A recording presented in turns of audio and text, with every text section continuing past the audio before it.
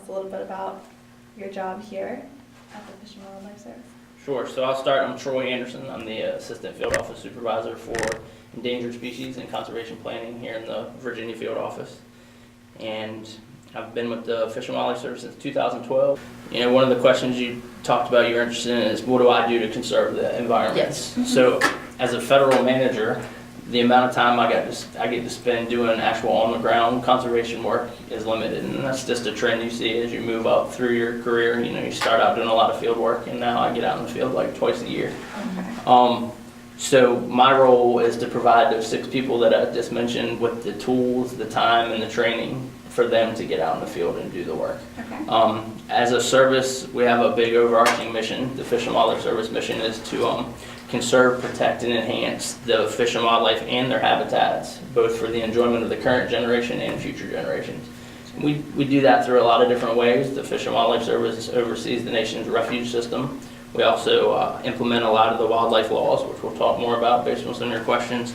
We work a lot with fish populations through fish hatcheries and captive propagation.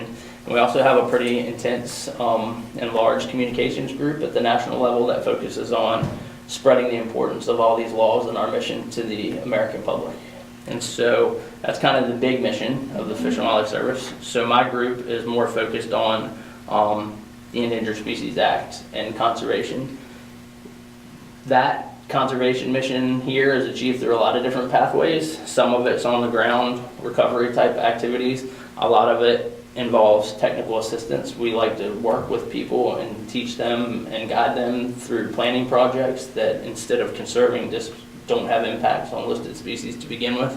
You start talking about the policy, so what is like those main policies that play into it? Sure. So the primary one that we focus on is the Endangered Species Act. That was signed in 1973, and that was the law that was passed that represented America's concern with declining fish, wildlife, and plant populations. So people started seeing trends downwards, and that's what the Endangered Species Act was focused on. So its overarching purpose not only focuses on the species themselves, but also on the ecosystems which they depend. So it's not purely related to the individual species. And the Endangered Species Act has, I think, a total of 17 sections, and each one of the sections provides a little bit different mission towards the act itself. We focus on 3 primary ones here. I won't say entirely, but Section 4, the actual title of that is Determination of Endangered and Threatened Species. That's where we actually do work towards listing and delisting species, designating critical habitat, working on recovery plans. So our job doesn't stop once a species is added to the endangered species list. We also have a role in the recovery planning. So we know that it's threatened or endangered, but we also work hard to develop a long-term plan that has short, mid, and long-term goals about. Let's back up. So the ultimate goal is to get a species off the endangered species list, and that's where those recovery plans come in. So through monitoring on-the-ground conservation activities over the short and long term, the hope is to get them delisted. And then, so what are some things that you typically like about what you do? Sure, I wrote down my number, I would say probably 3 top lights when I was thinking through your question. So my personal light, the number 1 is the people. So both internal and external, work with a pretty phenomenal group of biologists here in this office, as well as in that office out in Abingdon. When you spend 40 plus hours a week with the same group of people, the people aspect is important. I would say the number 2 is the wide variety of work that we get to work on. There's not what I would call a typical day around here. I used to be a super organized person where I would come in every morning and I would plan out my day in like 15-minute increments. And what I learned when I got here was that just doesn't work because of the wide variety of work. So one day it may be completely a paperwork drill. I just got an email from our counterparts down in Florida that 2 manatees have been spotted in Virginia, one in the James and one in Virginia Beach somewhere.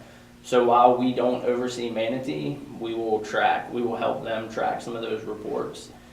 So those are mine, the people, the variety of projects, and the species.